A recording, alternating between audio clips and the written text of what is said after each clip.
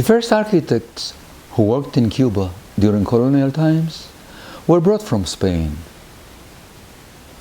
Originally, their main type of designs were military and religious. The military buildings were for defending against pirate attacks like El Morro, La Cabaña, La Fuerza, La Chorrera, La Muralla de La Habana, which was a fortified wall surrounding the city. Religious buildings were plentiful, like the Havana Cathedral with its rich Baroque ornamentation, El Templete, where the first Mass in America took place, and many others. With prosperity, architects were in demand for designing mansions and other types of buildings. Stone and wood were the main materials used.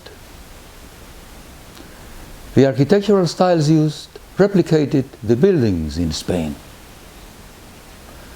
As time passed by, other European trends started being introduced in Cuba, such as Renaissance, Neoclassicism, Moorish, and many others. The introduction of light cast ornamentation and colored glass contributed to the majestic looks of the facades of the buildings that are admired today. Structural steel and reinforced concrete brought to the world a new phase in architecture. The first skyscrapers, which were built in Chicago, New York, and other cities, were models for the advancement into the modern era in Cuba. The intervention in Cuba by the United States from 1898 to 1902, after the defeat of Spain in the Spanish-American War, brought to the island, in a short period of time, changes that had not been experienced during colonial times.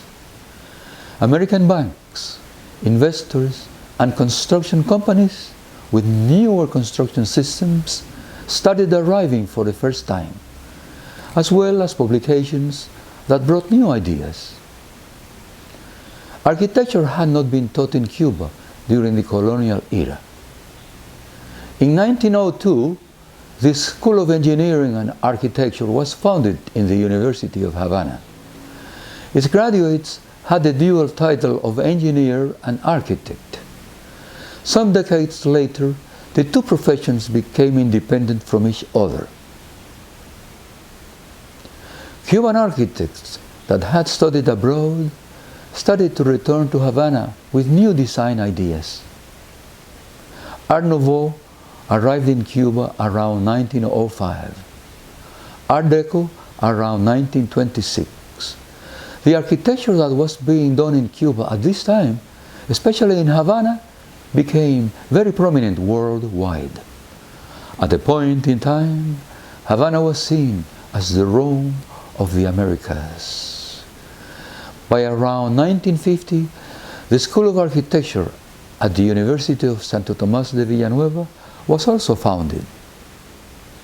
Modernism officially arrived in Cuba in 1947, when the architecture students at the University of Havana revolted against classicism that was being taught by the professors.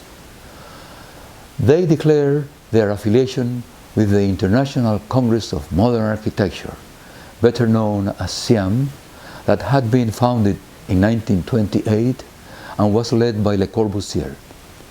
They also adopted the ideas of the Bauhaus movement, was being led by Walter Gropius. At this time, modernism was being introduced all over the world. Now, simplicity, less ornamentation, and sincerity in the expression of the materials and form follows function were seen as the utmost in architectural expression.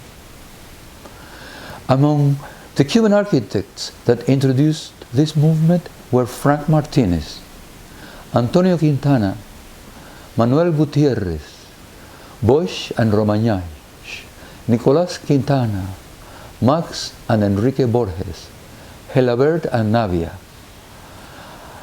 Raúl Álvarez, Henry Gutierrez, and many others. This century saw the visit to Havana of some world-renowned architects like Walter Gropius, Ludwig Mies van der Rohe, and Philip Johnson. Some of them designed very prominent buildings. McKim, Mead and White designed the National Hotel.